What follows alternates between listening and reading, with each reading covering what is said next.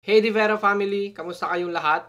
Kung nakita nyo yung caption ng video na to and kung nagtataka kayo kung para saan tong video na to, gusto lang namin kayong i-update ni Aling Huling. Kung ano mga nangyari nung nakaraang araw, nung mga nakaraang linggo, nangangailangan po kami ng tulong nyo kahit sa pamamagitan lang po ng pagdasal para kay Grayson. So, ikukwento na lang namin ni Aling Huling sa mabilis na paraan. Isa sa rason kung ba't namin ginawa tong video na to is, syempre, deserve nyo rin malaman dahil nandiyan kayo nung naipanganak si Grayson and tong channel na to ay naging family simula nung naipanganak siya. Nung siguro, hindi pa naman exactly isang buwan or medyo may isang buwan na. Nakakaranas kasi si Grayson ng pananakit sa mga joints niya, sa mga buto niya. Pero on and off siya. So yung unang ininda ni Grayson na sakit is yung kanyang left knee.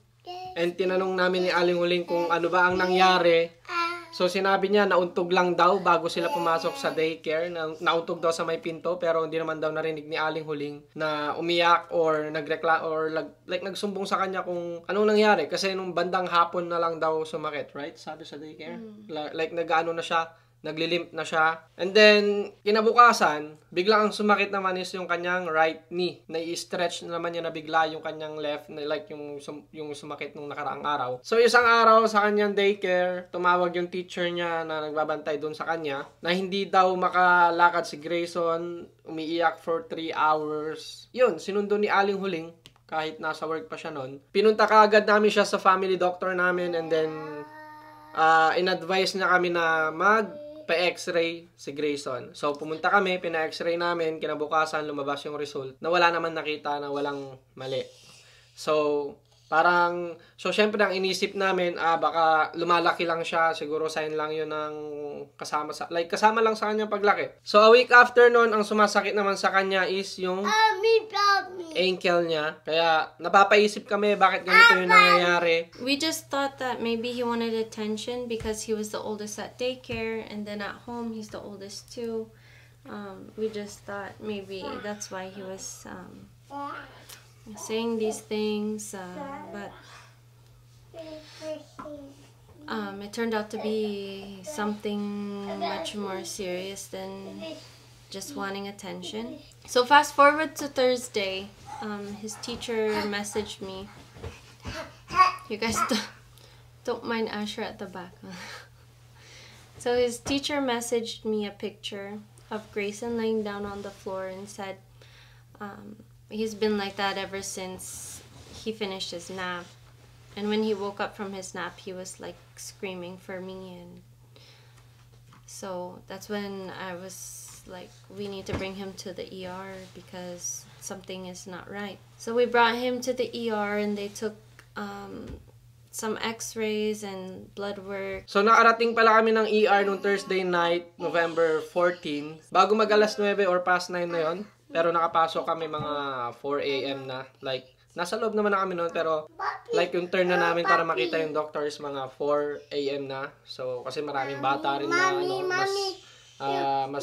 ano yung mas malubha, sila yung inuuna. So, since hindi pa nga alam kung ano yung nangyayari kay Grayson, so, nagantay pa kami doon ng mga 4 AM. So, when we got in, they took a bunch of blood tests. We took few x-rays. He was assessed like multiple times. There were a couple of specialists that came to talk to us, and the last specialist we talked to explained to us how Grayson's iron is low, so he's anemic. And they also explained how his white blood cells are low in count. Some of them are abnormally shaped. So those white blood cells that they saw that are abnormally shaped, they let us know that they're almost certain that it looks like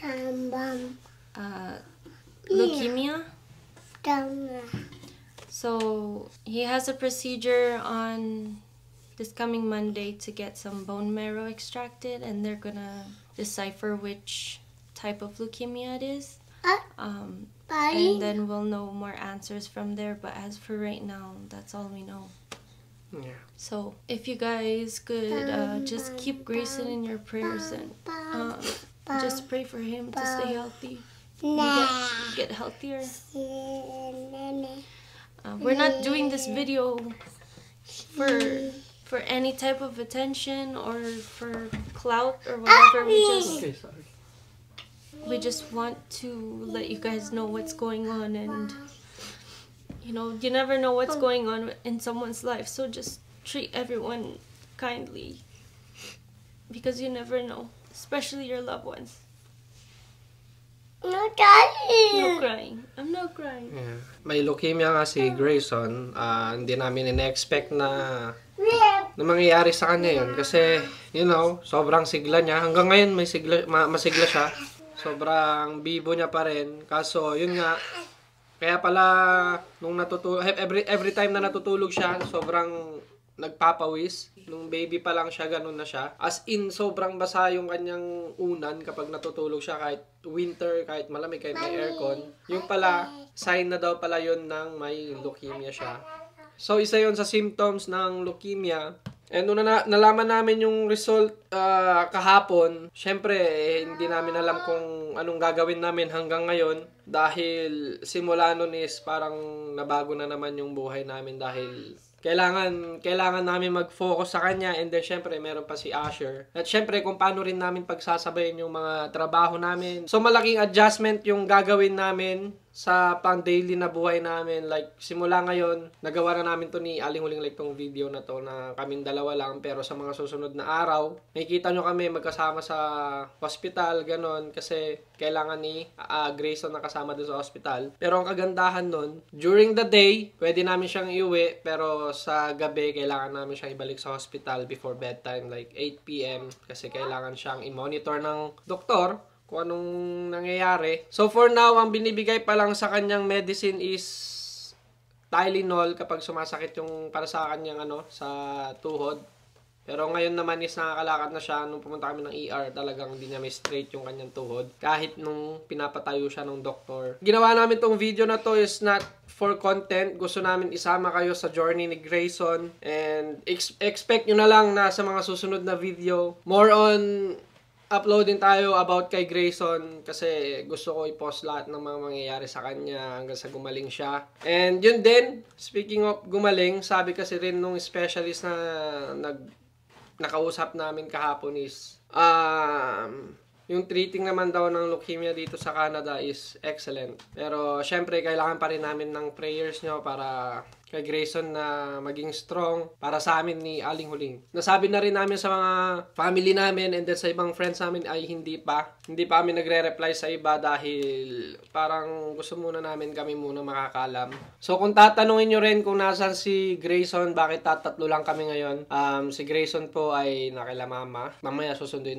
na rin namin kasi 6:30 na rin ng gabi. Kailangan namin siyang dalhin sa may hospital ng 8 p.m. So since wala naman kami pasok ni Aling Huling kinabukasan, matutulog kami doon ni Aling Huling, and then si Asher matutulog muna kay mama, and then sila mama naman binibigyan kami ng pagkain dahil yung pagkain na binibigay sa hospital ay para sa pasyente lang. So isang meal lang siya. Gusto ko lang din magpasalamat kay mama and sa mga nag-aalala kay Grayson sa pagtulong sa amin. Kaila ate, ayan, sa mga kamag-anak namin na nagdadasal para kay Grayson. Magiging resulta rin sa Tuesday after nung kanyang bone marrow na extraction. Update na lang din namin kayo sa mga susunod pa and kung anong lagay na ni Grayson. So if there's one thing we would want from you guys is just to give us your prayers. If we could transfer it from Grayson to us, then we would in an instant, but that's not something we can do. All we can do now is just support him any way we can and pray. Actually, we know he'll get better. So just pray for his fast recovery, and yeah, thank you in advance for doing that for us. I'm not crying. Oh, crying. I'm not crying. Kung may mga question kayo, pwede kayong mag-comment dyan. Pwede namin kayong sagutin doon. Kung may mga gusto kayong malaman na hindi namin nasabi, pwede na lang namin sagutin sa comment. And then, if you have any stories about it as well, or if you've lived through it, please share to us. Share your story to us as well. Yeah, kasi marami rin kaming questions sa isip namin ngayon kung bakit ganito yung nangyayari. Parang ngayon, gusto ko na lang din ng normal na buhay ba. Ayoko na ng iba. Ganun. Basta gumaling lang si Bebe. So, yeah. Yun lang. Mag-iingat kayo dyan lagi. At alam ko sa ibang parte dyan sa atin sa lugar, especially sa probinsya namin, sa Isabela or papuntang Cagayan, ay may grabe yung bagyo. So, yeah. Stay safe lang kayo lagi. Enjoy lang ang buhay. See you na lang next time. Paalam.